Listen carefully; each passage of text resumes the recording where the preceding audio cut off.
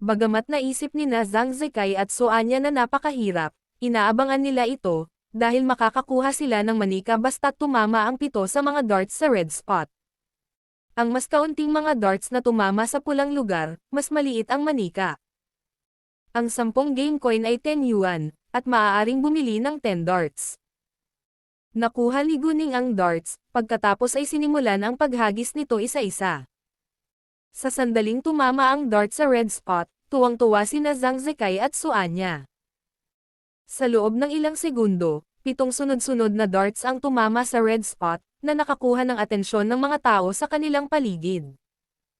Jesus, 7 sunod-sunod na beses na nataman ng babae ang pulang lugar.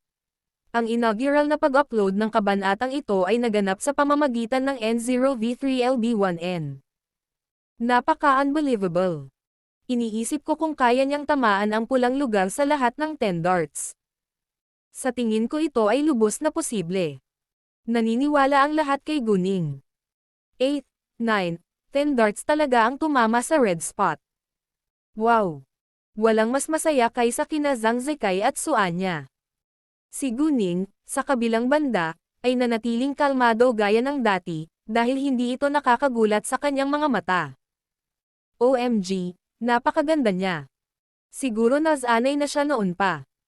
Siyempre ginawa niya, kung hindi, hindi siya magiging mahusay dito. Ang hindi nagkakamali na katumpakan ni Guning ay nagulat sa lahat sa paligid ng darts. Isang waiter ang nagbigay kay Guning ng pinakamalaking manika ng sabay-sabay, ngunit kapwa mahilig sa mga manika sina Zhang Zekai at Soanya. Upang makakuha ng malaking manika ang bawat isa sa kanila, nagpasya si Guning na maglaro muli. Dahil sa kanyang pagtatanghal sa unang pagkakataon, lubos na kumpiyansa sina Zhang Zekai at Soanya na magagawang muli ni Guning ang pulang pwesto gamit ang lahat ng 10 darts. Gayunpaman, maraming mga nanonood ang nag-aalinlangan. Mga ad ng Pub Future. Sa loob ng maikling panahon, natapos ang laro, at nanalo si Guning ng isa pang malaking manika ayon sa gusto niya. Parehong niyakap nina Zhang Zekai at Soanya ang isang malaking manika sa kanilang mga bisig pagkatapos. Sila ay higit na nasa sabik ngayon, at ang mga manika ay napakalaki na halos hindi nila makita ang daan sa unahan. Sobrang hinangaan din ng mga tao sa kanilang paligid si Guning matapos niyang tamaan ang red spot ng lahat ng 10 darts ng 2 beses. Ang ilang mga batang babae ay naiinggit din kina Zhang Zekai at Soanya. Lahat sila ay nagnanais na magkaroon sila ng ganitong kalaking manika. Ang isang malaking manika ay nagkakahalaga ng humigit kumulang 200 yuan, na hindi mahal, ngunit iba ito kung direkta silang bumili ng isa sa halip na manalo ng isa. Ningning, ikaw talaga ang national idol. Kung ako ay lalaki, mai-inlove ako sa iyo at magiging determinado akong pakasalan ka, seryosong sabi ni Zhang Zekai. Kung ikaw ay isang lalaki, kailangan mong maging isang namumukod tanging, mayaman at gwapong binata, o hindi ka pakakasalan ni Ningning, sabi ni Soanya. Si Guning ay isang natatanging babae, kaya ang kanyang kasintahan ay kailangang maging mahusay din. Well, napatulala si Zhang Zekai saglit, pagkatapos ay sinabing, tama ka. Kung lalaki ako, malamang hindi ko mapapangasawa si Ningning.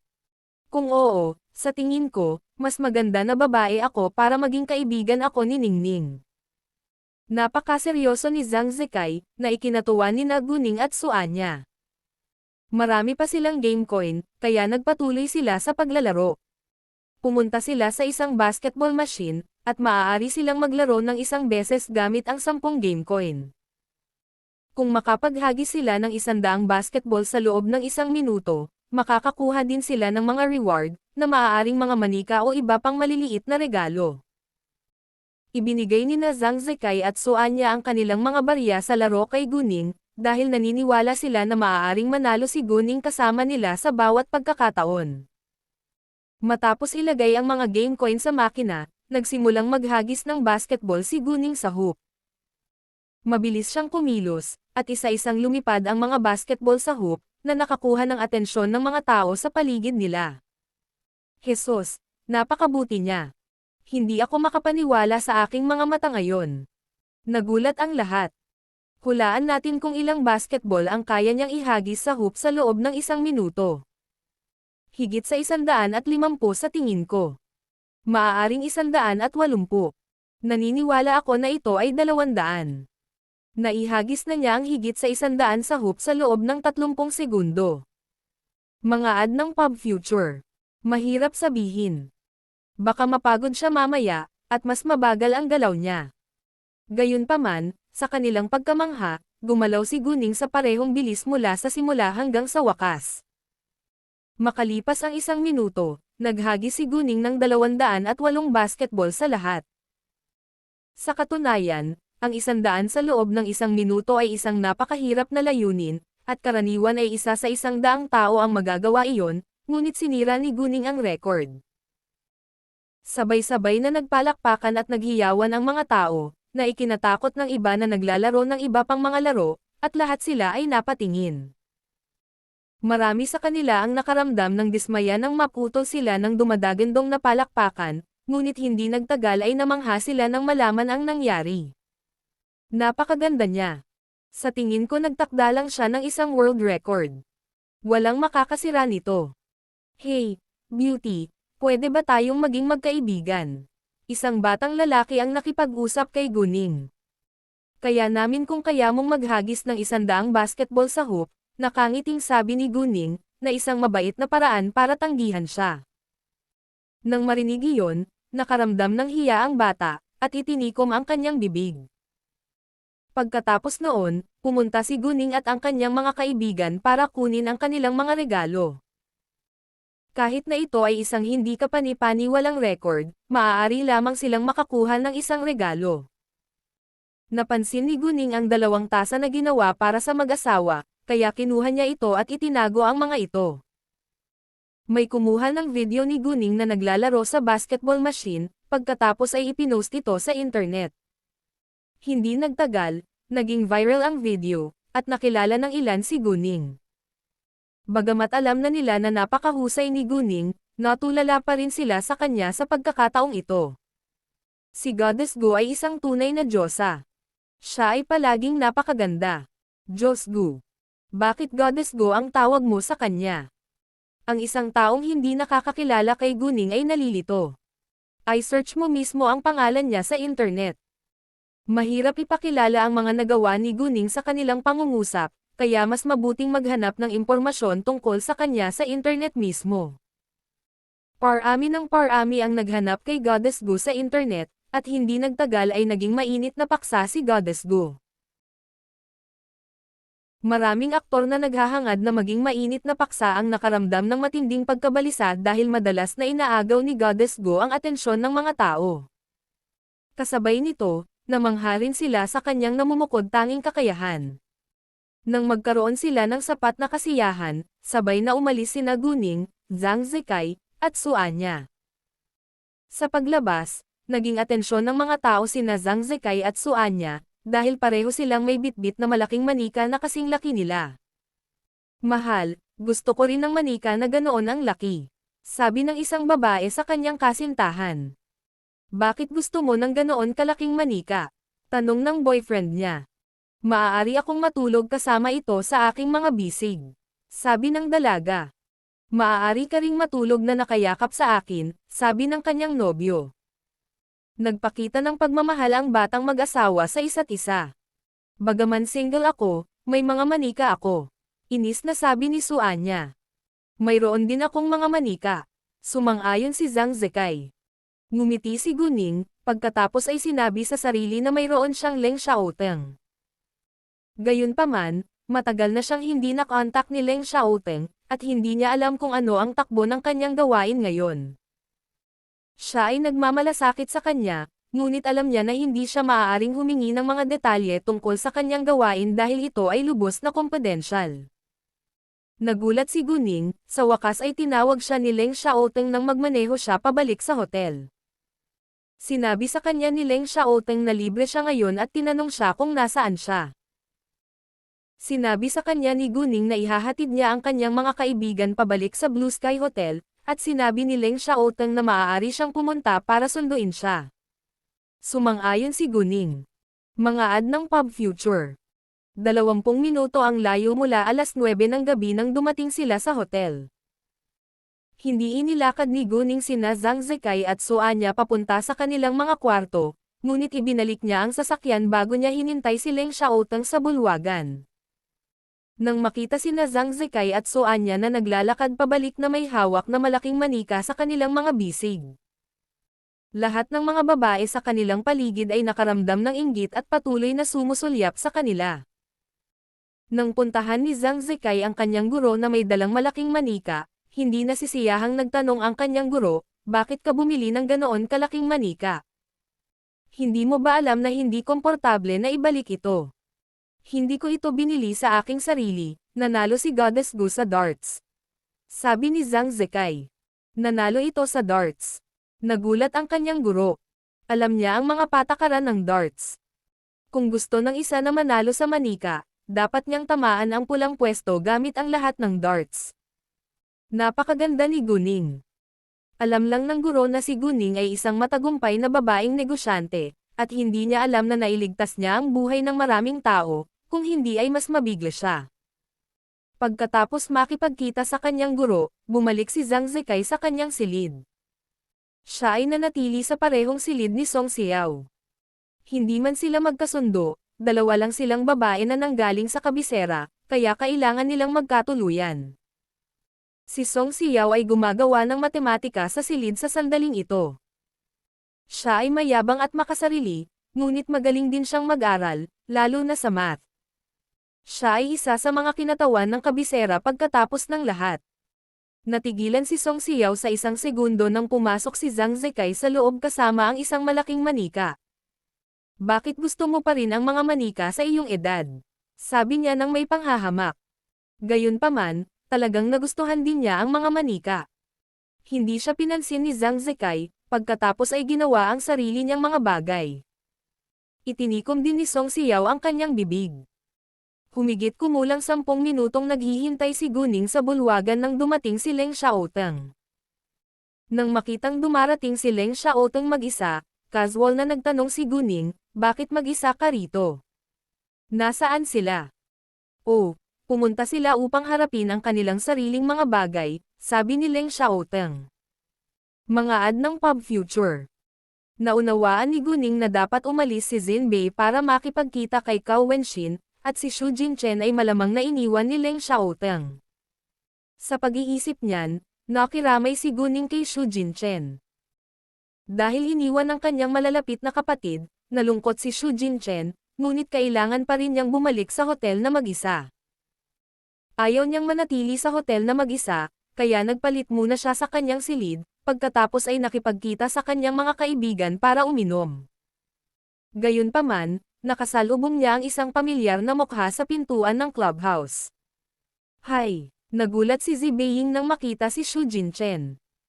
Nagulat siya, hindi dahil nandito si Xu Jinchen, kundi dahil nandito si Leng Xiaoteng kapag nagpakita si Xu Jinchen. Hay! Miss Z! Nagulat din si Xu Jinchen nang makilala niya si Zibeiyin sa CTB. Nagkataon lang na bumisita si Zibeiyin sa CTB. Nasa CTB ang mga kaibigan ko, kaya pumunta ako dito para bisitahin sila, sabi ni Zibeiyin, pagkatapos ay nagtanong, nasaan si Xiaoteng? Umalis siya para makipag-date, sabi ni Xu Jinchen. Ano? Isang date? May girlfriend na siya. Nagulat si Zibeiyin nang marinig ang balita. Oo, sabi ni Xu Jinchen. Anong girlfriend niya? Maganda ba siya? Sabay na tanong ni Zibeiyin. Inaasahan niya na ang kasintahan ni Leng Xiaoteng ay hindi mas mahusay kaysa sa kanya. N-Heart v Epsilon Pound N. Nakapagbibigay inspirasyon sa mga kaisipan, nagliliwanag sa mga kaluluwa. Maganda siya at mabait. Higit sa lahat, gusto siya ni Xiaoteng, sabi ni Xu Jinchen. Nadurog ang puso ni Zibeiyin nang marinig niya iyon. Tila natagpuan na ni Leng Xiaoteng ang kanyang pag-ibig. Kumpiyansa na siya ay isang namumukod tanging babae sa kanyang hitsura at kakayahan, ngunit hindi siya binigyang pansin ni Leng Xiaoteng, na labis na nakakainis. Hindi sinasadya ni Xu Jinchen na bigin si Zibeiyin, ngunit ito ang katotohanan. Ano na ang gagawin mo ngayon? Tanong ni Zibeiyin kay Xu Jinchen. Upang uminom kasama ang aking mga kaibigan, sagot ni Shu Jinchen. Sasamahan kita. Si Zibeying ay nasa masamang kalagayan ngayon, kaya gusto rin niyang lunurin ang kanyang kalungkutan. Hindi agad pumayag si Shu Jinchen, dahil naisip niya na ito ay hindi nararapat. Paano kung malaman ni Zi Xiaoman na dinala niya ang kanyang pinakamamahal na nakababatang kapatid na babae upang makipagkita sa kanyang mga kaibigan para uminom? Nakakaistorbo ba?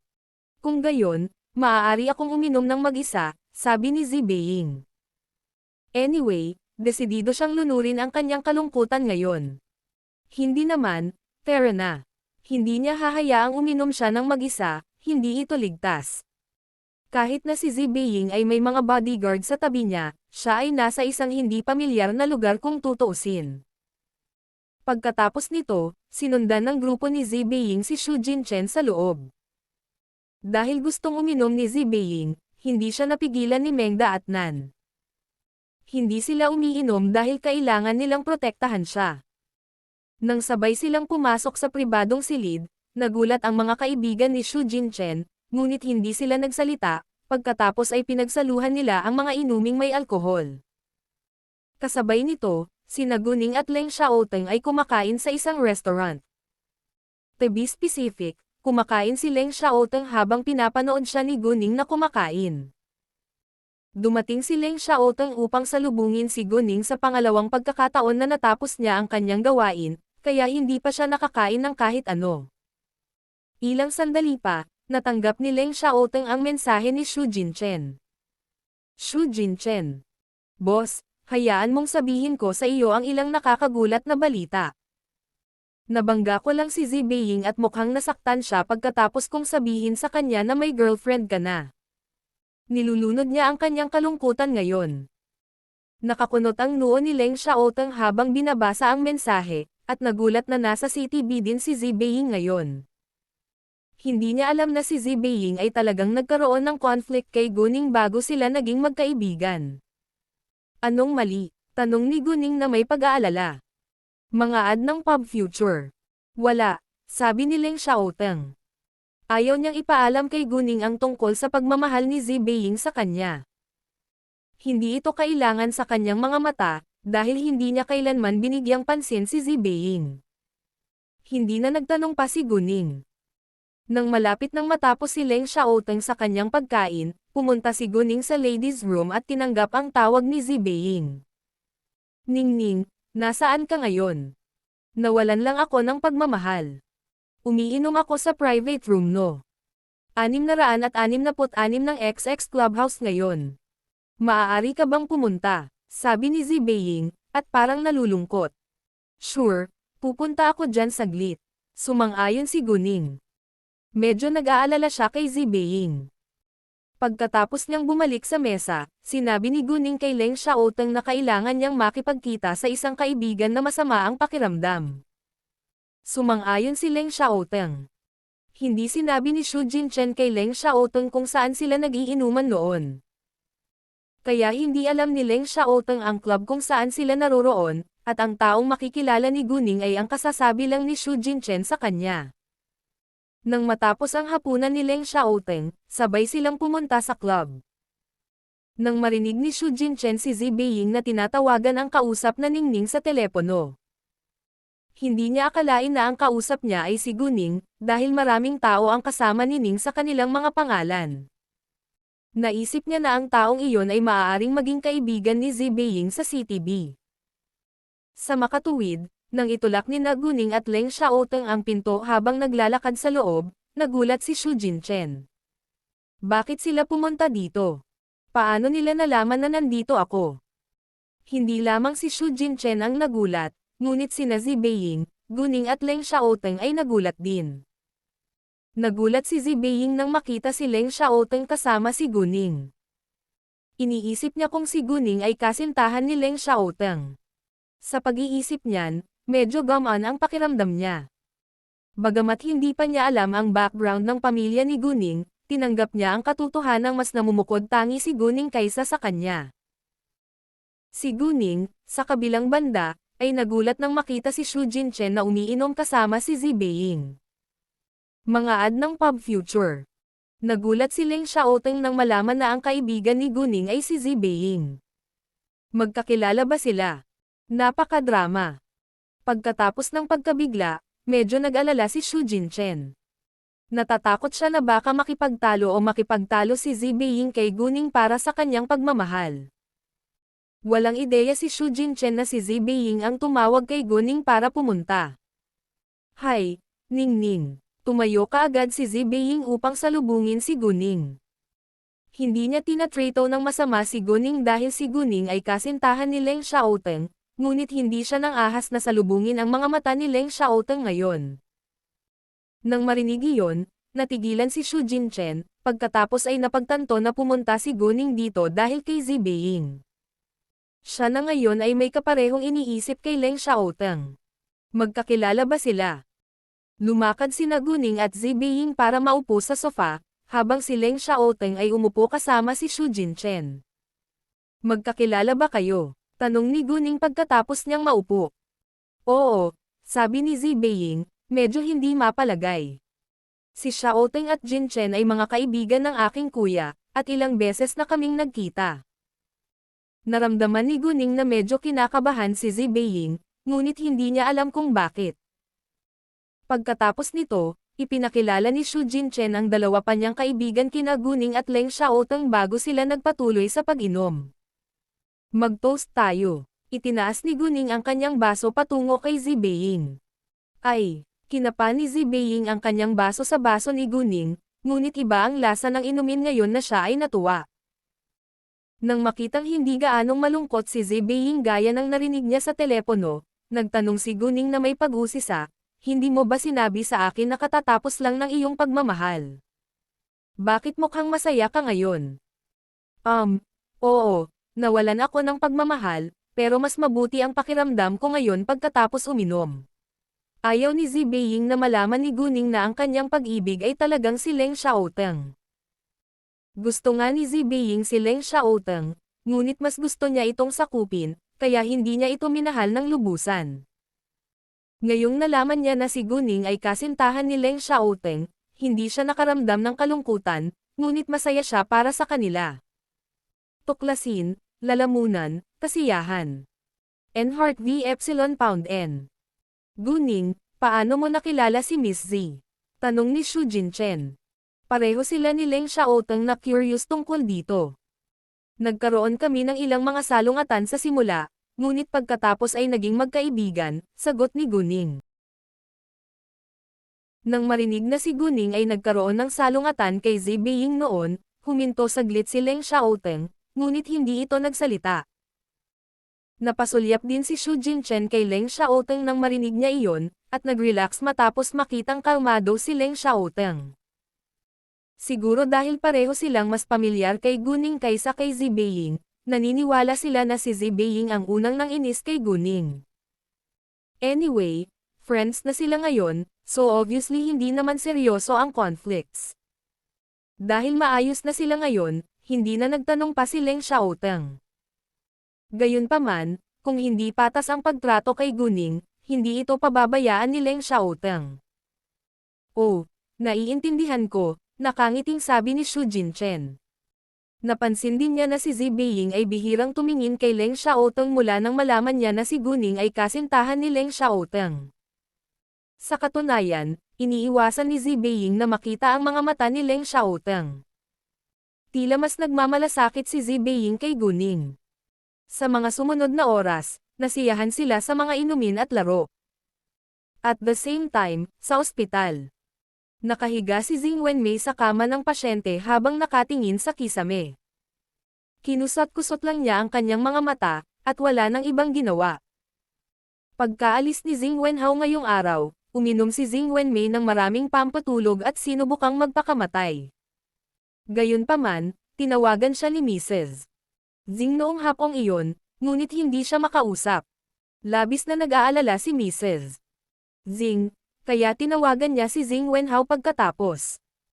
Nag-aalala si Jing Wenhao na maaaring magpakamatay si Jing Wenmei pagkatapos ng nangyari ngayon, kaya bumalik siya sa apartment pagkaraan ng ilang sandali. Sinubukan nga ni Jing Wenmei na magpakamatay at nawalan ng malay nang muling pumasok si Jing Wenhao sa silid. Agad siyang ipinadala ni Jing Wenhao sa ospital. Mga ad ng Pub Future.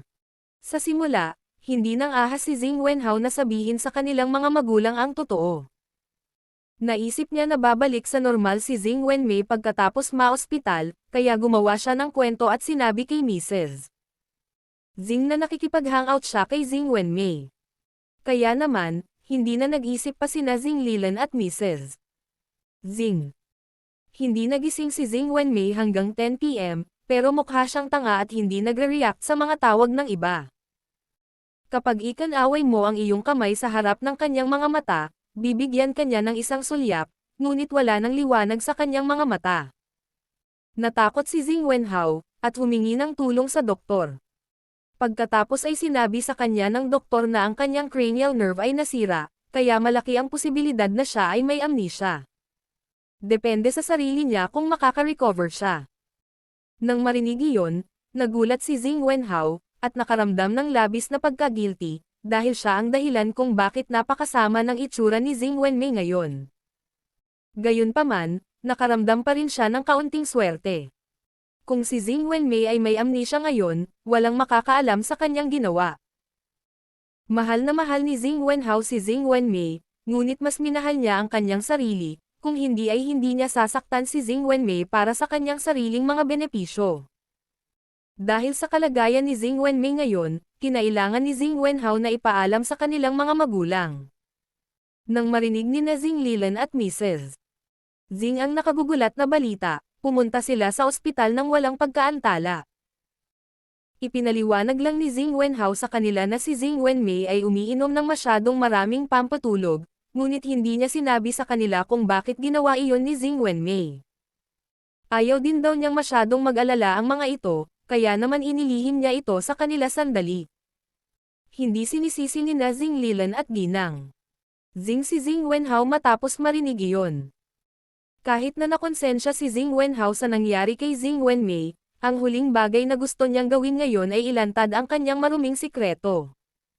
Kung nalaman ng kanyang mga magulang ang katotohanan, siya ay papunahin at iiwanan. Siya ang tagapagmana ng pamilya Jing, kaya umaasa siyang hindi nagagaling si Jing Wenmei.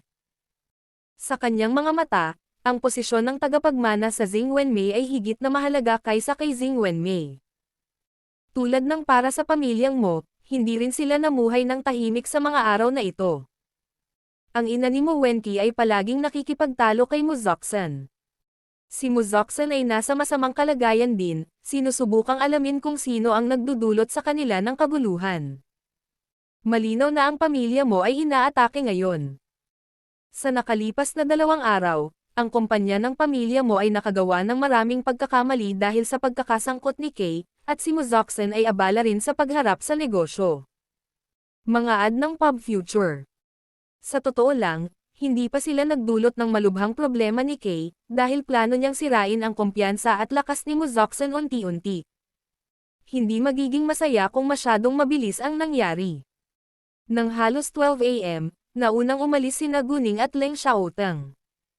Sa hotel ba tayo matutuloy? Tanong ni Leng Xiaoteng kay Guning. Nakatira sina Qiao Ya at Gao Yi sa Wafu Hills, kaya hindi sila maaaring magkaroon ng pribadong oras doon. Oo naman, naunawaan ni Guning ang iniisip ni Leng Xiaoteng, at pumayag siya, dahil talagang hindi komportable para sa kanila na manatili sa Wafu Hills. Sa pagsang-ayon ni Guning, masayang ngumiti si Leng Xiaoteng. Oh, dadalo ako sa math competition bukas, at kailangan kong makarating sa Blue Sky Hotel bago mag 8 AM bukas, sabi ni Guning. Nang marinig iyon, medyo nagalit si Leng Xiaoteng, dahil naisip niya na makakasama niya si Guning sa kama sa buong araw bukas. Ang N0V3 Larialm ay ang platform kung saan unang inihayag ang kabanatang ito sa N0V3L, V1N.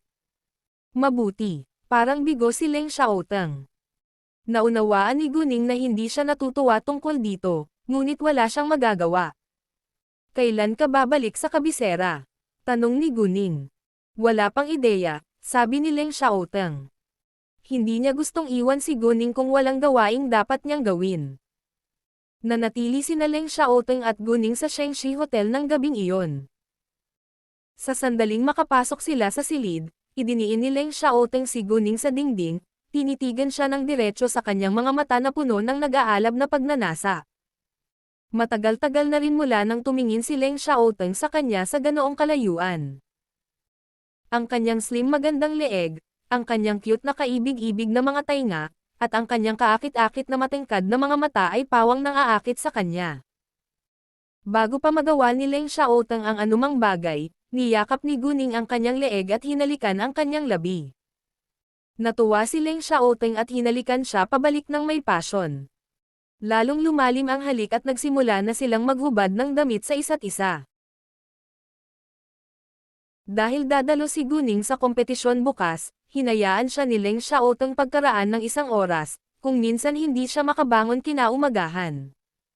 Si Guning, gayunpaman, ay hindi nag-alala tungkol dito. Naunawaan niya na nililimitahan ni Leng Xiaoteng ang kanyang pagnanais, kaya ginaising niya ito sa sarili niyang inisyatiba. Hindi na napigilan ni Leng Xiaoteng, pagkatapos ay nakipagtalik sa kanya ng paulit-ulit. Kinabukasan, parehong nagising sina Guning at Leng Xiaoteng ng 6 AM. Ang mga mata ni Leng Xiaoteng ay hindi pangkaraniwang maliwanag, nakikita sa kanya. Ningning, napaka-aktibo mo kagabi. Namula si Guning at inilayo ang kanyang mga mata, pagkatapos ay bumaba sa kama. Bagamat malapit na sila sa isa't isa, nahihiya pa rin si Guning na makipag-usap sa kanya tungkol sa pakikipagtalik.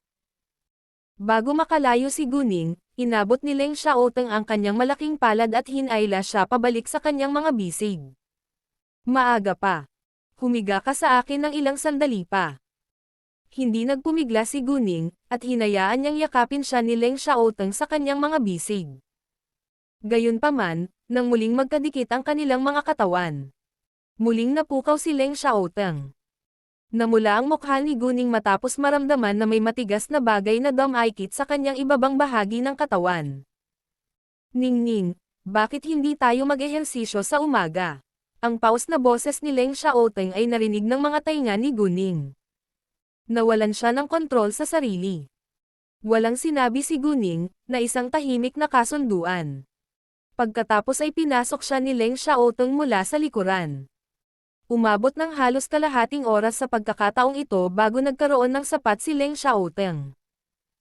Kinailangan ni Guning na gamitin ang kanyang mahiwagang kapangyarihan upang palakasin ang kanyang enerhiya.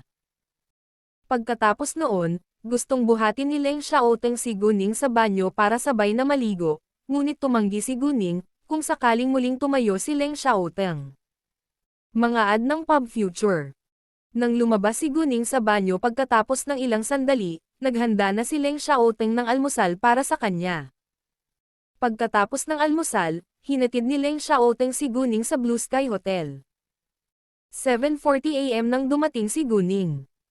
Sa sandaling ito, maraming estudyante ang nagkukumpulan sa bulwagan kasama ang 3 bus na huminto sa labas. Maganda ang paningin ni Song Xiao, at napansin niya si Guning na bumaba sa isang marangyang kotse. Agad siyang naniwala na si Guning ay may sugar daddy. Sa kanyang mga mata, si Guning ay isang karaniwang estudyante mula sa CTF, at imposibleng makilala ni Guning ang sinumang kayang bumili ng marangyang sasakyan sa CTB. Ang pangalawang Guning ay pumasok sa loob, sinabi ni Song Xiao na maasim, ito ay lumiliko. May isang taong tumanggi na manatili sa hotel na ito dahil kailangan niyang matulog kasama ang kanyang sugar daddy. Kahit na hindi binanggit ni Song Xiao ang isang pangalan, ang kanyang paningin ay nahulog kay Guning. Malinaw na pinag-uusapan niya si Guning. Bukod dito, si Guning lang ang hindi tumuloy sa hotel na ito. Nang marinig iyon, lahat ng tao sa bulwagan ay tumingin kay Song Xiao, pagkatapos ay kay Guning. Nagsimula silang magtaka kung talagang may sugar daddy si Guning tulad ng sinabi ni Song Xiao. Song Xiao, shut your mouth. Tumigil ka na sa pagkalat ng chismis, o susuntukan kita.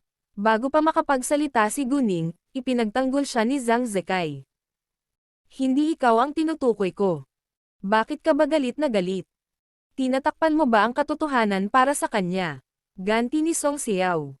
Tapos ako ba ang pinag-uusapan mo? Malamig na tumingin sa kanya si Guning. Wala akong sinabing pangalan. Kung iniisip mo na ikaw ang babae, hindi ko kasalanan iyon, sabi ni Song Xiao. Iyan ay kawili-wili. Biglang ngumiti si Guning, ngunit nakaramdam ng takot si Song Xiao. Song Xiao, huwag mo akong paglaruan. Walang taong tulala dito. Hindi ako nag-abala na parusahan ka, ngunit hindi ibig sabihin na wala akong gagawin kung patuloy mo akong iniinis, sabi ni Guning. How dare you threaten me? Sino ka sa tingin mo? Galit si Song Xiao. Mga ad ng Pub Future. It's none of your business kung sino ako, at hindi rin ako interesadong malaman pa ang tungkol sa iyo. Layuan mo ako. Nagbabala si Guning, pagkatapos ay hindi pinansin si Song Xiao at naglakad papunta kay Zhang Zekai. Ikaw, galit na galit si Song Xiao. Hindi pa siya binigyan ng babala ng isang batang babae na walang katulad sa kanyang paningin noon, at nakaramdam siya ng kahihiyan ngayon. Ngayon lang kita nakitang bumaba sa isang marangyang sasakyan. Isa ka lang mahirap na babae na nagmula sa isang third-tier city, at imposibleng may makilala kang mayaman, kaya dapat ang lalaking naghatid sa iyo dito ay sugar daddy mo. Nang matapos ang Song Xiao, sinampal siya sa mukha. Malakas itong ginawa ni Guning, at lahat ay nagpipigil ng hininga habang nakatingin sa kanila. Hindi makapaniwala si Song Xiao sa ginawa ni Guning sa kanya. Ang lakas ng loob mong sampelan ako. Pagkasabi niyan, itinaas niya ang kanyang kamay para sampelan si Guning. Gayunpaman, hinawakan ni Guning ang kanyang kamay sa sandaling itinaas niya ito. Ano ngayon? Binalaan na kita, pero hindi ka nakinig. Sa tingin mo ba ako ang taong pwede mong guluhin? Wala kang ebidensya na magpapatunay na may sugar daddy ako, at puro paninira. Maaari kang masentensyahan ng kulungan. Naiintindihan mo ba? Walang pakialam si Guning sa mga opinyon ng iba sa kanya, ngunit hindi ito nangangahulugan na kukonsentihin niya ang kahihiyan. Binalaan niya si Song Xiao na itigil ito, ngunit tumanggi si Song Xiao na gawin iyon. Song Xiao was frightened by Guning's cold eyes. Others around them were surprised by Guning's quick movement. What's going on here? Song Xiao's teacher walked over at this time, and he frowned when he saw the scene. She just slapped me, Song Xiao told on Guning before Guning could say a word, then cried like she was the innocent one. Guning threw Song Xiao's hand away. She didn't bother to argue, and wasn't afraid at all. Guning, tell me what happened. To Song Xiao's surprise, her teacher didn't criticize Guning, but instead asked Guning for more details. Song Xiao's teacher knew her character very well, and he knew that she must have done something which annoyed Guning in the first place for Guning to have slapped her. Hindi makapaniwala si Song Xiao na hindi agad kumampi sa kanya ang kanyang guro. Bago pa makapagsalita ng isa pang salita si Song Xiao, binigyan siya ng babala ng kanyang guro, at agad niyang itinikom ang kanyang bibig. Sinampal ko nga siya, pero pinahiya niya muna ako. Nakita niya lang akong bumaba sa isang marangyang sasakyan, kaya naniniwala siya na may sugar daddy ako, na hindi totoo. Binalaan ko siya na itigil ang paninirang puri sa akin, ngunit hindi siya nakinig. Sa halip, pinahiya niya ako sa isang pampublikong lugar sa harap mismo ng lahat. Sabi ni Guning. Nang marinig iyon, ang lalaking guro ay hindi nasiyahan, at tinanong si Song Xiao, totoo ba ito?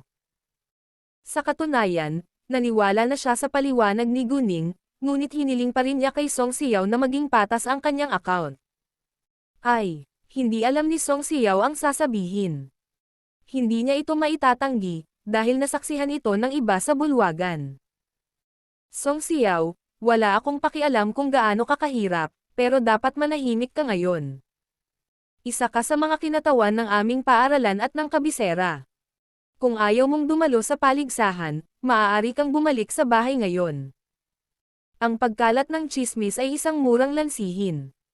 Huwag mo nang uulitin iyon, seryosong sabi ng lalaking guro.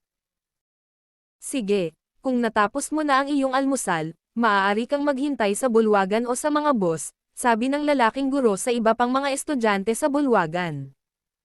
Ayaw na niyang mag-aksaya pa ng oras dito. Si Song Xiao ay ayaw tanggapin ang resultang ito, dahil siya ay sinampal ni Guning noon lamang.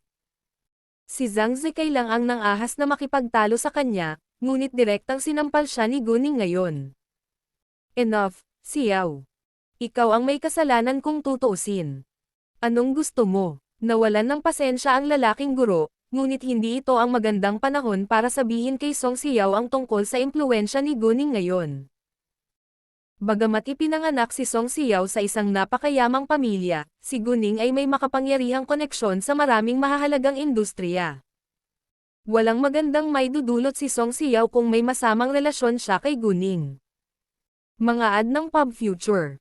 Pagkatapos noon, pumila lahat ang mga estudyante sa hall. Gaano man kagalit si Song Xiao, kailangan niyang isara ang kanyang bibig ngayon. Si Song Xiao ay medyo humanga sa kanyang guro, dahil ang kanyang guro ay hindi karaniwang guro. Ang tatlong estudyanteng ipinadala ng kabisera dito ay pawang ipinanganak sa mga maimpluwensyang pamilya. Kung ang kanilang guro ay isang karaniwang guro, hindi sila makikinig sa kanya.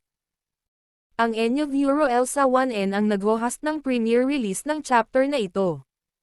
Ningning. Kalalabas lang ni Suanya at ng kanyang mga kaibigan sa dining hall. Anong nangyari? Ngayon lang ako nakarinig ng mga ingay. Nagkaroon ako ng conflict kay Song Xiao, ngunit okay na kami ngayon, sabi ni Guning, pagkatapos ay naglakad papunta sa kanyang guro kasama si Suanya. Mahusay, sabi ni Suanya. Hindi niya alam kung ano ang nangyari, ngunit naniniwala siya na may kakayahan si Guning na protektahan ang sarili. Kumain ka na ba ng almusal? Tanong ni Suanya. Oo, ginawa ko, sabi ni Guning. Aalis sila para sa kompetisyon sa alas 8:30 ng umaga, at ang bawat estudyante ay kailangang tapusin ang almusal bago iyon. Bandang 8:20 AM, nakasakay na silang lahat. Ginanap ang kompetisyon sa No. 1 High School ng CTB, na hindi kalayuan sa Blue Sky Hotel. Aabutin ng humigit kumulang 10 minuto o higit pa kung maglalakad sila roon mula sa Blue Sky Hotel. Gayunpaman, para sa kanilang seguridad, sumakay sila ng mga bus. Ang kompetisyon ay magsisimula sa alas 9:20 ng umaga, at ang lahat ng mga mag-aaral ay nakaupo sa ibang silid-aralan sa kalahating oras bago. Si Guning ay nasa unang silid-aralan, si Suanya ay nasa ikatlong silid-aralan, at ang huling estudyanteng ipinadala ng CTF ay nasa ikalimang silid-aralan. Mga ad ng pub future.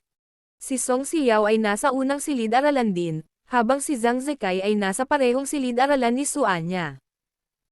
Nagsimula ang pagsusulit noong alas 9:20 ng umaga, at tatagal ito ng 80 minuto, ngunit natapos na ito ni Guning pagkatapos ng 20 minuto. Hindi niya maiabot ang kanyang mga papel hanggang sa lumipas ang ilang oras, kaya kailangan niyang manatili doon sa kanyang upuan. 8 minuto pa ang layo mula sa oras na maibibigay niya ito, at nakaramdam na si Guning ng pagkabagot. Inakala ng dalawang guro sa silid-aralan na hindi alam ni Guning ang mga sagot sa mga tanong na iyon, kaya't umupo siya nang wala sa kanyang mukha. Nagpalitan sila ng tingin sa isa't isa, pagkatapos ay nagtaka kung saang lungsod nang galing si Guning. Naglakad ang matandang guro kay Guning pagkatapos. Binalak niyang paalalahanan si Guning na iyon ang pansin sa papel, ngunit laking gulat niya nang makita niyang tapos na ang papel ni Guning. Jesus, natapos na niya ang papel sa loob ng 20 minuto. Random lang ba niyang pinunan ang mga blanko? Naunawaan ni Guning ang iniisip ng guro, kaya ipinakita niya ang buong papel sa kanya. Matapos basahin ang unang bahagi ng papel, namangha ang guro na tama ang mga sagot ni Guning. Nagpatuloy siya sa pagbabasa, at nalaman na hindi nagkamali si Guning. Siya ay dapat na isang henyo. Napaisip ang guro. Sa sandaling ito, masayang sinabi ni Guning, kung patawarin mo ako, sa palagay ko ay makakaalis na ako. Ibig sabihin gusto niyang iabot ang papel niya. Napakatahimik ng silid-aralan, at ang boses ni Guning ay nakakuha ng atensyon ng ibang mga estudyante. Lahat sila ay biglang nagtaas ng ulo at tumingin sa kanya. Seryoso. Ibibigay niya agad ang papel niya. Sumimangot si Song Xiao, at hindi naniniwala na matatapos ni Guning ang papel ng maayos sa loob lamang ng kalahating oras. Ang hindi niya alam ay natapos talaga ni Guning ang papel sa loob lamang ng 20 minuto. Oh, oo, sabi ng guro, kahit na nabigla pa rin siya. Sa pahintulot ng guro, umalis si Guning dala ang kanyang panulat. Sa labas, nagtipon-tipon ang mga guro mula sa ibang lungsod na nag-uusap sa isa't isa. Nang lumabas si Guning, nagulat sila. Bakit siya lumabas ng classroom ngayon? Natapos na ba niya ang papel? Maliban sa guro ni Guning na naniniwala na si Guning ay talagang natapos na ang papel, ang iba pang mga guro ay naisip na tiyak na umalis si Guning sa pagsusulit. Sa katunayan, kahit na ang guro ni Guning ay naniniwala sa kanya, siya ay bahagyang nag-aalala. Hay, naglakad si Guning papunta sa kanyang guro. Natapos mo na ba? Tanong ng kanyang guro. Oo, ginawa ko, sagot ni Guning.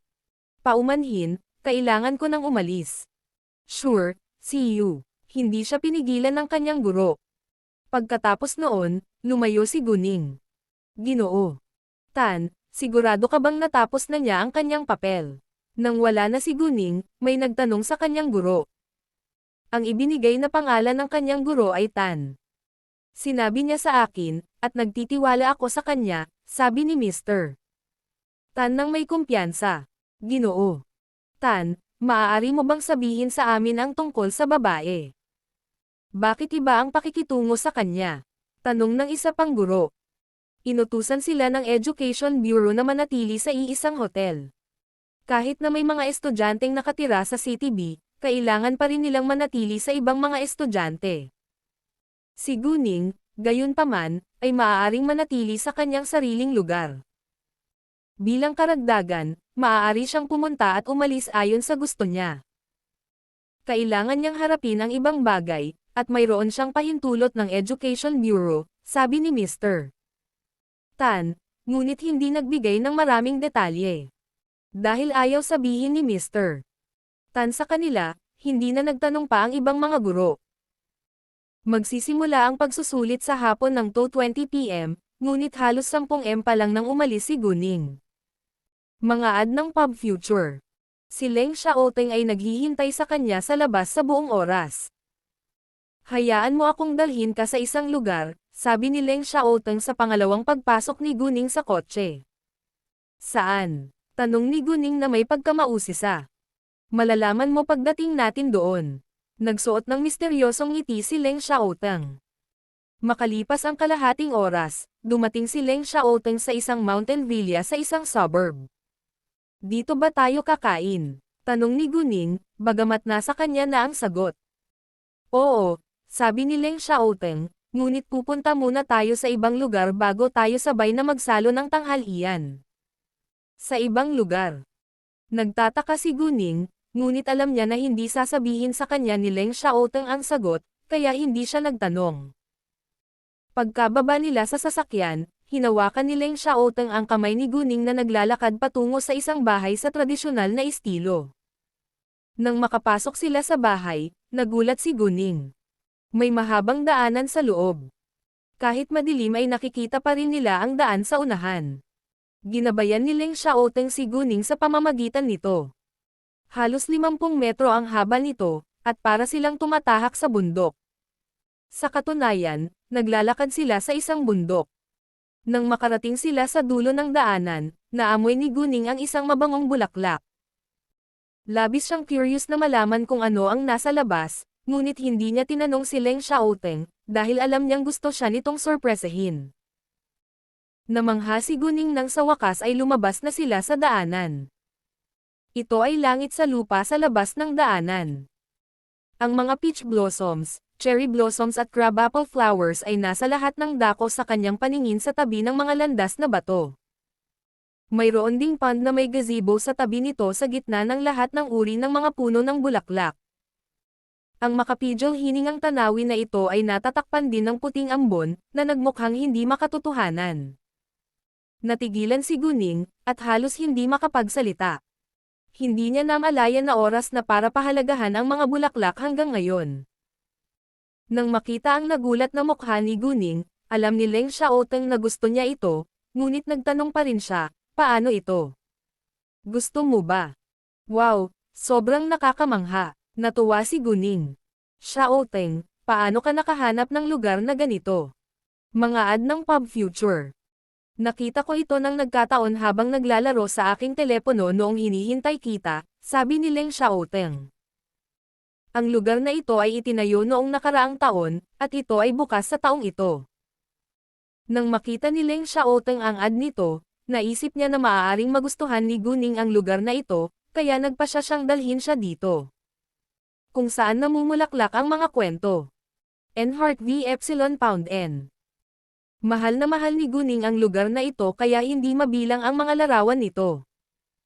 Marami rin siyang na-selfie kasama si Leng Xiaoteng.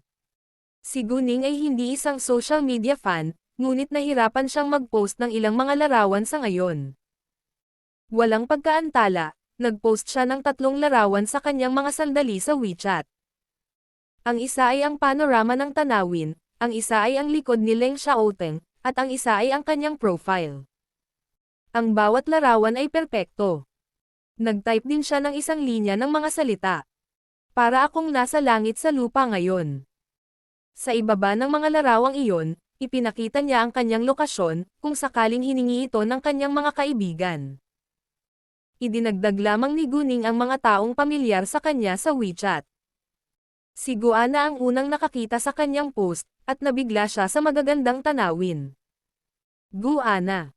OMG, Guning, sa wakas may naipost ka na. Napaka-unbelievable ng lugar na ito. Pupunta ako doon. Sutong noo. Wow, napakaganda. Maraming tao ang nag-like at nag-iwan ng mga komento sa ilalim ng kanyang post, at lahat sila ay pinupuri ang tanawin. Walang sino man sa kanila ang nagtanong kung sino ang lalaki sa pangalawang larawan, dahil lahat sila ay pamilyar kay Guning at alam nila na ang lalaki ay si Leng Xiaoteng. Pumunta rin doon si Cao Wenxin kasama si Jinbei pagkatapos niyang makita ang post ni Guning. Ang hardin ay hindi masyadong malaki, at mayroong isang kagubatan ng kawayan na may ilang mga bahay na kawayan sa unahan. Bukod pa riyan, may mga restaurant, tea house, sinehan at iba pa sa Mountain Villa. Nagpahinga sina Guning at Leng Xiaoteng sa isang tea house bago sila nagpatuloy sa paglalakad dito. Nang malapit na silang mananghalian sa isang restaurant, tinawagan ni Cao Wenxin si Guning. Pagkatapos ay inanyayahan siya ni Guning at si Jinbei na kumain ng magkasama, at pagkatapos ay nanood sila ng opera sa isang teatro. Inabot ng ilang oras bago sila magsaya sa loob. Kung walang test si Guning noong hapong iyon, nanatili siya doon ng isang buong araw. Malaya sina Cao Wenxin at Jinbei, kaya nagpasya silang manatili doon. Umalis si Guning sa paaralan nang matapos niya ang kanyang papel, kaya hindi niya alam na maraming guro ang nagulat sa kanyang pag-uugali. Natapos niya ang papel sa loob ng kalahating oras, at ayos ang kanyang mga sagot. Baka nakakuha lang siya ng buong marka. Kung ito ay isang karaniwang pagsusulit, hindi mahirap makakuha ng buong marka, ngunit ito ay isang pambansang kompetisyon sa matematika. Ang mga tanong ay mas mahirap kaysa sa mga karaniwang pagsusulit, kaya ang pinakamahusay na marka maliban kay Guning ay 76.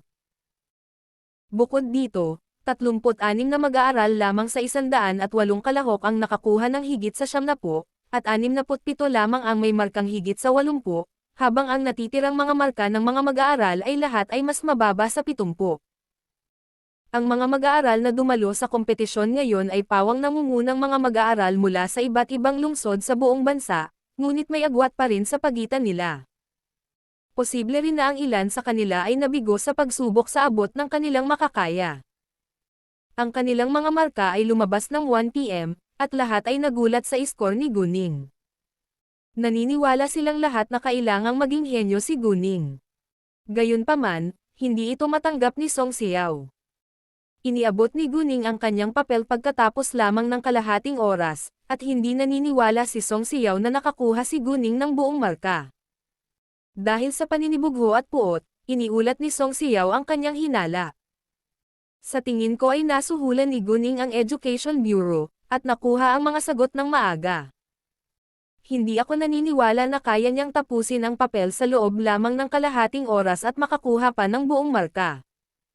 Lahat tayo ay nangungunang mga mag-aaral na pinili mula sa libo-libo at libo-libong mga mag-aaral sa high school. Ngunit lahat tayo ay nabigong tapusin ang papel at makakuha ng buong marka sa loob ng 80 minuto. Bakit kaya si Guning? Sabi ni Song Xiao. Pinuna ni Song Xiao ang Education Bureau ngayon. Bagamat medyo nakakasakit ang sinabi ni Song Xiao, iyon talaga ang iniisip ng lahat. Ano? Iniabot niya ang kanyang papel pagkatapos lamang ng kalahating oras. Hindi pwede. Sa tingin ko hindi ito posible. Nakakuha din siya ng buong marka. Hindi rin ako makapaniwala.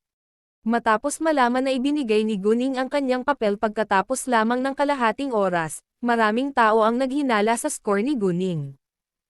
Song Xiao, itigil mo na ang pagpapakalat ng tsismis.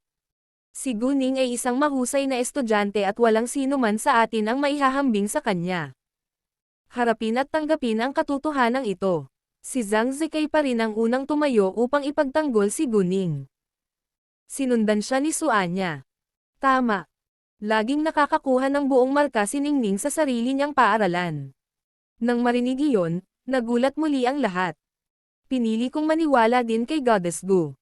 Ako rin. Sinuportahan din siya ng ilang estudyante na nalaman ang ginawa ni Guning, at tinawag nilang lahat si Guning na Goddess Gu. Si Song Xiao, gayunpaman, ay tumanggi pa rin itong tanggapin. Ito ay isang bagay na pinaniniwalaan mo, hindi ang katotohanan. Hindi lang si Song Xiao, pati na rin ang marami pang estudyante na hindi makapaniwala. Lahat sila ay nagtanong ng mga estudyante, ngunit masyadong halata ang pagitan nila ni Guning. Sinusuportahan ko Xiao. Nagdududa din ako sa resulta. Imposibleng matapos ni Guning ang pagsusulit sa loob lamang ng ilang oras at makakuha pa ng buong marka. Nang makitang maraming estudyante ang piniling pumanig sa kanya, mas nagtiwala si Song Xiao. Zhang Zikai, nakilala mo lang ang babaeng nagngangalang Guning kanina lang. Sa tingin ko mas mabuting mag-ingat ka. Nagtitiwala ako sa kanya, at wala kang matibay na patunay para patunayan na gumamit si Guning ng panunuhol para manalo sa patimpalak na ito. Nagtalo si Zhang Zikai. Hindi lang ako naniniwala na magagawa niya iyon. Ganti ni Song Xiao. Song Xiao, enough, galit si Suanya. Ito ba? Itinaas ni Song Xiao ang kanyang panga sa pagmamataas. Tama na. Sa sandaling ito, isang seryosong boses ng lalaki ang tumunog mula sa labas ng karamihan, na ikinagulat ng lahat. Ang lalaki ay guro ni Song Xiao, na sinundan ng lahat ng iba pang mga guro, kaya't ang mga estudyante ay sabay-sabay na tumabi. Ano pa ang maaari mong gawin maliban sa paggawa ng gulo? Medyo hindi nasisiyahan ang lalaking guro, na nakatingin kay Song Xiao. Medyo natarante si Song Xiao, ngunit ayaw niyang umatras. Hindi lang ako nagtataglay ng hinala dito, sabi ni Song Xiao. Suspecha. Wala kang anumang patunay. Naiintindihan mo ba ito ay paninirang puri? Naisip mo na ba ang resulta nito? Galit na galit ang lalaking guro. O, sa tingin mo ba ikaw ang pinakamahusay na mag-aaral sa mundong ito, at walang mas mahusay kaysa sa iyo? Sa katunayan, namanghalin siya sa score ni Guning, ngunit hindi siya naging tanga para tanungin ang Education Bureau. Ako, may iba pang gustong sabihin si Song Xia, ngunit binigyan siya ng galit na tingin ng kanyang guro, kaya kinailangan niyang isara ang kanyang bibig. Sa oras na ito, isang nasa katanghaliang gulang na lalaking may kapangyarihan ang lumapit, at sinabi kay Song Xiao na may seryosong mukha, Mr. CEO, ako ang Vice Director ng Education Bureau. Maipapangako ko na ito ay isang patas na kapaligiran. Wala kang anumang patunay, ngunit patuloy na sinisiraan ang koanihan ng edukasyon, kaya may karapatan kaming kasuhan ka. Kung mapapatunayan mo na totoo ang sinabi mo, handa kaming tanggapin ang mga kritisismo at payo. Ang Vice Director ng Education Bureau. Nagulat ang lahat, lalo na iyong mga estudyanteng kakatanong lang sa Education Bureau. Naglakas loob lamang silang ilabas ang kanilang galit sa pamamagitan ng pagpuna sa iba ng walang anumang patunay, ngunit walang lakas ng loob na hamanin ang Education Bureau. 2. Nauutol na sabi ni Song Xiao. Dahil nagpakita ang Vice-Direktor ng Education Bureau, walang nang-ahas na magsalita ng isa pang salita tungkol sa resulta. Nang bumalik si Guning, ang iba ay nagkakalat. Si Mr. Tan ang unang nakapansin sa kanya. Guning, halika rito. Nang marinig ang pangalan ni Guning, lahat ay napalingon sa kanya. May naiinggit sa kanya, habang may humahanga sa kanya. Ang mga mata ni Song Xiao ay puno ng puot kay Guning ngayon, ngunit hindi siya naglakas loob na kunin si Guning dahil kay Director Yu. Naglakad si Guning papunta sa kanyang guro pagkatapos, at binati ang lahat ng mga gurong naruroon. Napakasaya kong makilala ka. Ito ang Vice Director ng Education Bureau, Director Yu, sabi ni Ji Tan kay Guning. Ikinagagalak na makilala ka, Director Yu. Binati ni Guning si Director Yu ng may malaking paggalang, ngunit nanatili pa ring kalmado, na nagpahanga kay Director Yu. Direktor, marami kang narinig tungkol kay Guning. Dahil sa mga tagumpay at makapangyarihang koneksyon ni Guning, kahit na siya ay dapat magpakita ng paggalang sa kanya. Ikinagagalak na makilala ka, Guning. Balita ko nanalo ka lang ng unang premyo sa preliminary test, good for you. Sigurado ka ba sa susunod na rematch at sa final? Magiliw na tanong ni Director. Hindi na siya seryoso ngayon gaya ng ginawa niya kanina. Oo, ako nga, walang pag-aalinlangan na sabi ni Guning. Malaki, Director yung ngumiti. Hindi niya inisip na mayabang si Guning, ngunit hinimok niya itong gawin ang kanyang makakaya. Pagkatapos noon, lumayo si Guning. Sabay-sabay na pinuntahan siya ni Zhang Zekai at Suanya. Ningning, hindi maganda ang bibig ni Song Xiao sa likod mo. Sinabi niya na sinuhulan mo ang Education Bureau para makuha ang mga tamang sagot. Inis pa rin si Suanya tungkol dito. Ito ay ganap na kalokohan, sabi ni Guning. Mga ad ng Pub Future. Sa Batangas, isang 23-year-old na babae ang naging milyonaryo. Bitcoin Bank. Hindi ito isa puso ni Guning. Babayaran lang niya ang Song Xiao kapag ito ay lampas na. Ningning, natapos mo ba talaga ang papel sa loob lang ng kalahating oras? Sobrang hindi ka panipaniwala, tanong ni Zhang Zekai. Ang debut release ng chapter na ito ay nangyari sa Enyo Euro LB1N. Hindi, natapos ko ito sa loob ng 20 minuto. Ngunit kailangan kong maghintay ng isa pang 10 minuto upang maibigay ang papel, sabi ni Guning. Sina Suanya at Zhang Zekai ay kanyang mga kaibigan, kaya maaari niyang maging tapat sa kanila. Ano? 20 minutes lang. Inikat ni Zhang Zekai ang kanyang mga mata sa gulat. Si Suanya, sa kabilang banda, ay nanatiling kalmado, dahil narinig niya mula kay Chu Peihan na palaging tinatapos ni Guning ang kanyang mga papel sa loob ng 20 minuto. Ningning, dapat ay isang henyo ka, sabi ni Zhang Zekai.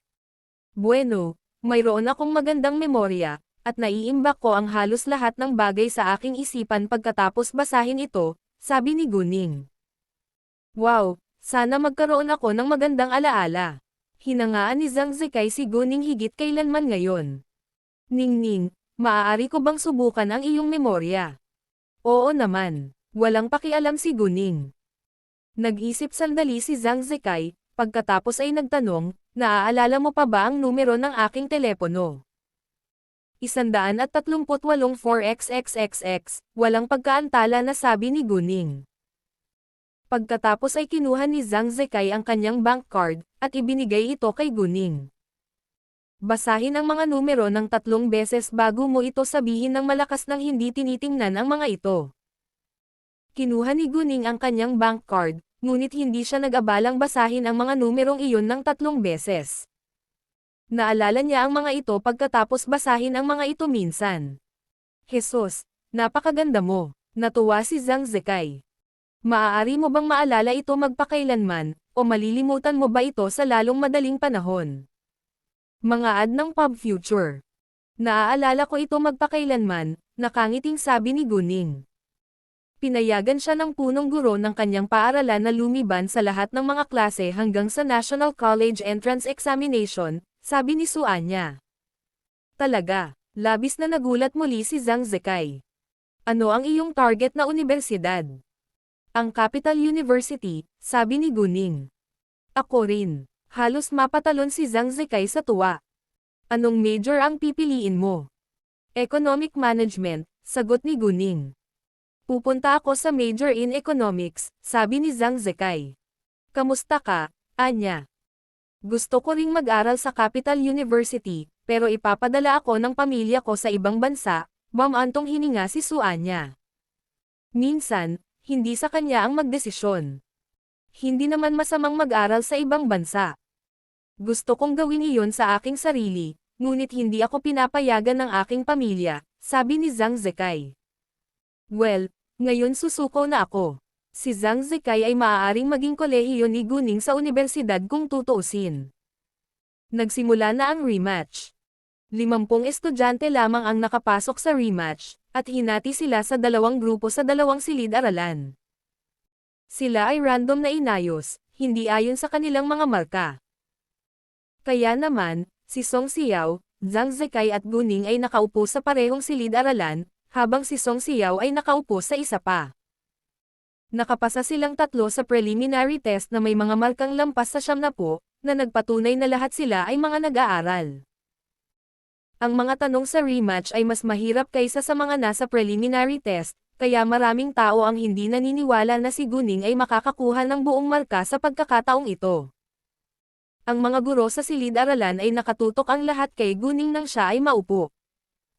Halos hindi naisip ni Guning ang mga tanong, ni kalkulado, ngunit nagpadala ng isinulat ang mga sagot.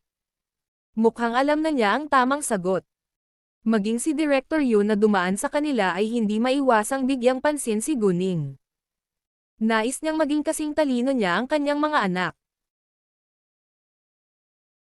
Ang mga guro mula sa iba't ibang lungsod kasama si Director Yu ay gumawa din ng hula tungkol sa score ni Guning sa rematch. Karamihan sa kanila ay nag-akala na si Guning ay makakakuha ng score na humigit kumulang 75, habang iilan lamang ang naniniwala na siya ay nakakuha muli ng buong marka, kasama ni Mr. Tan. Gayunpaman, bagamat ginawa nila iyon, hindi sila masyadong kumpiyansa, dahil mas mahirap ang mga tanong sa pagkakataong ito at kaunti lang ang alam nila tungkol kay Guning. Kasabay nito, naisip nila na wala pang 10 mag-aaral ang makakakuha ng markang higit sa 70, at ang karamihan ay maaaring makakuha ng marka sa paligid ng 80. Natapos ni Guning ang papel sa loob ng 25 minuto, at iniabot ang kanyang papel sa sandaling lumipas muli ang kalahating oras. Kahit na ang ibang mga mag-aaral sa parehong silid-aralan ay handa sa pag-iisip, sila ay nagtataka pa rin. Sa kanilang pagtataka, nagawa pa rin ni Guning na tapusin ang papel sa loob ng maikling panahon kahit na mas mahirap ang mga tanong. Umalis si Guning sa silid-aralan habang ang lahat ay nakatingin sa kanya. Puno ng puot ang mga mata ni Song Xiao, at isinumpa niya na sa pagkakataong ito ay mabibigo si Guning. Nang wala na si Guning, kinuha ng isa sa mga guro sa silid-aralan ang kanyang papel para tingnan. Pinunan muli ni Guning ng mga tamang sagot ang lahat ng mga blanko. Hindi makapaniwala ang guro sa kanyang mga mata. Naglakad si Director Yu nang lumabas si Guning sa silid-aralan. Hi, Guning, natapos mo na ba ang iyong papel? Oo, Direktor ikaw, sabi ni Guning. Sigurado ka bang makakakuha ka ng buong marka? Tanong ni Director Yu. Sa tingin ko kaya ko, sabi ni Guning. Nang marinig iyon, napabuntong hininga ang lahat. Gaano man kahirap ang mga tanong sa matematika, tila napakadali pa rin ng mga ito sa paningin ni Guning. Nako, a-attend ka na pala ng National College Entrance Examination.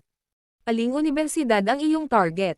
Tanong ni Director Yu, at nagkaroon siya ng ideya. Well, ang pinapangarap kong universidad ay ang Capital University, sagot ni Guning. Nang malaman iyon, nagulat ang lahat. Ang Capital University ay ang nangungunang universidad sa bansa, at napakahirap makapasok. Gayunpaman, mukhang may tiwala si Guning. Ang Unibersidad ng Lungsod B ay isa ring mataas na prestihiyosong unibersidad. Bakit hindi mo ito isaalang-alang? Inaasahan ni Director Yu na si Guning, na isang hindi pangkaraniwang natatanging estudyante, ay maaaring manatili sa kanyang lungsod. Paumanhin, ngunit determinado akong pumunta sa kabisera, sabi ni Guning. Dahil sinabi ni Guning, hindi na pinilit ni Director Yu. Pagkatapos magpaalam sa kanila, umalis si Guning sa paaralan. Si Leng Xiaoteng ay naghihintay pa rin sa kanya sa labas. Naging abala si Yu Zi nitong mga araw na ito, kaya ilang beses niyang tinanggihan ang imbitasyon ni Yang Ziqian, na nagpaisip sa kanya kung iniiwasan ba niya ito. Sa kabutihang palad, inimbitahan ni Yu Zi si Yang Ziqian na magkape ngayon, at labis siyang nasasabik dito. Sabado noon, kaya libre si Yu Zi. Nagkita ang dalawa sa isang kafe alas 3 ng hapon. Ang pangalawang Yang Ziqian ay nakaupo, si Yu Zi ay humingi ng paumanhin sa kanya. Ziqian, I'm so sorry that I've been very busy recently. Mangyaring huwag pansinin ito. Tinawagan kita ngayon dahil gusto kong bumawi sa iyo. Ayos lang. Naiintindihan ko, at tuwang-tuwa ako noong tinawagan mo ako ngayon, sabi ni Yang Ziqian. Naunawaan niya na si Charm ay nasa maagang yugto pa lamang ng pag-unlad, kaya magiging abala si Yu Zi sa pagharap sa kanyang negosyo. Kung tutuusin, masyado siyang nagmamalasakit sa kanya kaya hindi niya maiwasang isipin siya. Malaki, napangiti si Yu Zi. Anong klaseng tao ako sa paningin mo? Biglang tanong ni Yang Ziqian habang nakatingin kay Yu Zi. Natulala si Yu Zi saglit, at bahagyang namula. Sa tingin ko isa kang mabuting tao. Pwede ba kitang maging boyfriend? Napabuntong hininga si Yang Ziqian ng may pag-asa. Well, nagulat si Yu Zi. Hindi niya alam kung paano sasagutin ang tanong na iyon, kaya napayuko siya para uminom ng kape. Kailangan niyang aminin na gusto niya si Yang Ziqian, kung hindi ay hindi niya ito madalas na makilala noon. Gayunpaman, medyo nahihiya pa rin siyang sabihin ito ng malakas. Pwede ba? Kinabahan si Yang Ziqian nang mag-alinlangan si Yu Zi.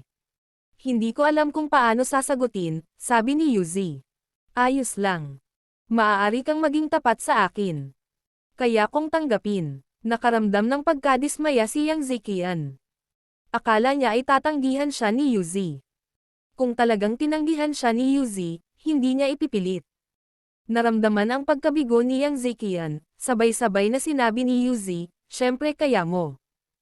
Muli siyang namula pagkatapos. Ano? Natuwa si Yang Ziqian.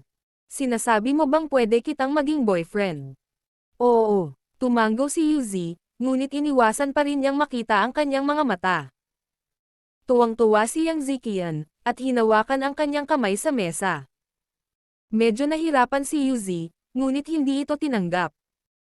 Yu Zi, naiintindihan ko na hindi ka naniniwala sa sweet nothings, kaya patunayan ko ang pagmamahal ko sa iyo sa pamamagitan ng aksyon at oras, sabi ni Yang Ziqian na may seryosong mukha. Naantig si Yu Zi. Napakaraming matatamis na bagay ang narinig niya noon, kaya ngayon ay mas pinahahalagahan niya ang mga aksyon kaysa mga salita. Pagkatapos noon, pinitik ni Yang Ziqian ang kanyang mga daliri, at isang waiter ang nagpakita na may dalang grupo ng mga pulang rosas na naglalakad papunta sa kanila. Namangha si Yu Zi, pagkatapos ay napagtanto na handa si Yang Ziqian ngayon. Talagang handa si Yang Ziqian, dahil sigurado siya sa kanyang nararamdaman para kay Yu Zi. Napagpasyahan niyang ipagtapat ang pagmamahal sa kanya ngayon.